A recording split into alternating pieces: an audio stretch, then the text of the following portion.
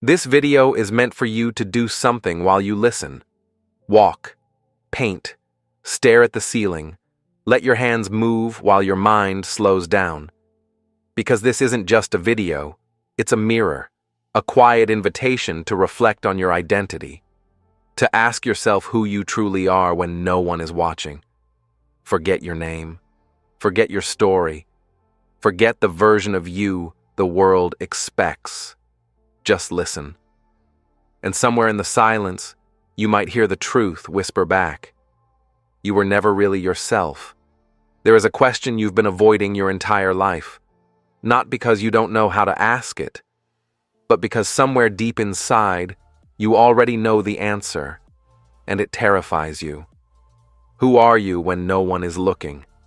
Not who you've been told to be, not who you pretend to be in the soft light of acceptance, but who you are in the raw, unwitnessed moments when the performance ends and the curtain falls on an empty stage. The silence that follows this question is not peaceful.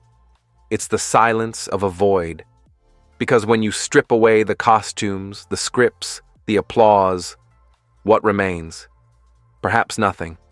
Perhaps you were never really yourself. You see, identity is the most beautiful lie ever told. It's a story written by invisible hands, parents, society, culture, trauma, desire. And you've been reading it aloud your entire life, believing every word to be your own. You've confused the narrator for the author. You've mistaken the reflection for the face. But tonight, something shifts. Tonight, the mirror cracks. And through that fracture, you glimpse something impossible.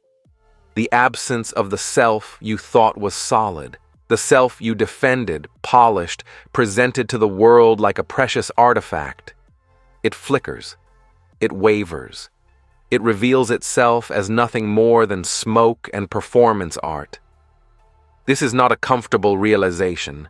This is a death before dying. But every true awakening begins with an ending. Every birth requires a dissolution. And so we begin here, at the edge of everything you thought you knew, standing before the abyss of a simple truth. You were never really yourself. You were a carefully constructed response to the question the world kept asking. Who will you be for us? And now, finally, you're ready to stop answering.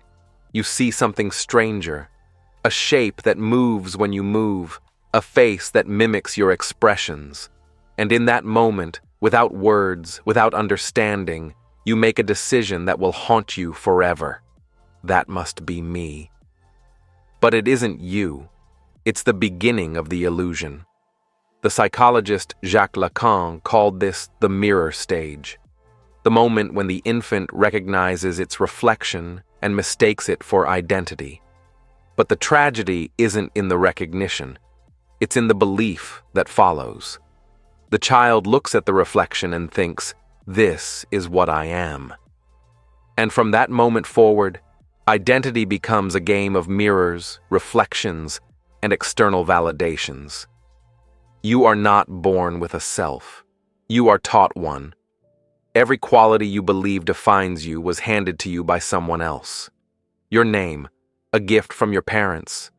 Your values, inherited from culture, religion, family dynamics.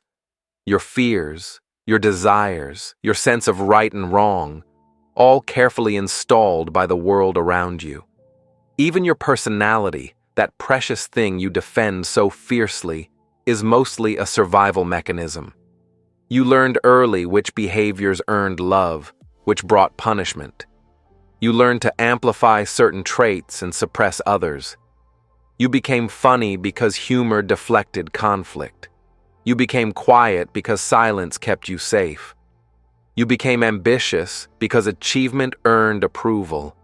And slowly, subtly, you forgot you were performing.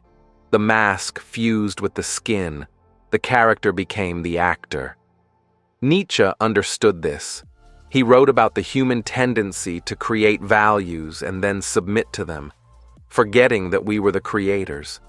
We build our own cages and call them identity. We forge our own chains and call them character. But here's the darker truth. Society needs you to believe in yourself. It needs you to identify with a role, a function, a position in the machine, because an identity is controllable. An identity can be managed, predicted, sold to, manipulated. Be yourself, they say. But what they mean is, be the version of yourself that fits into our systems.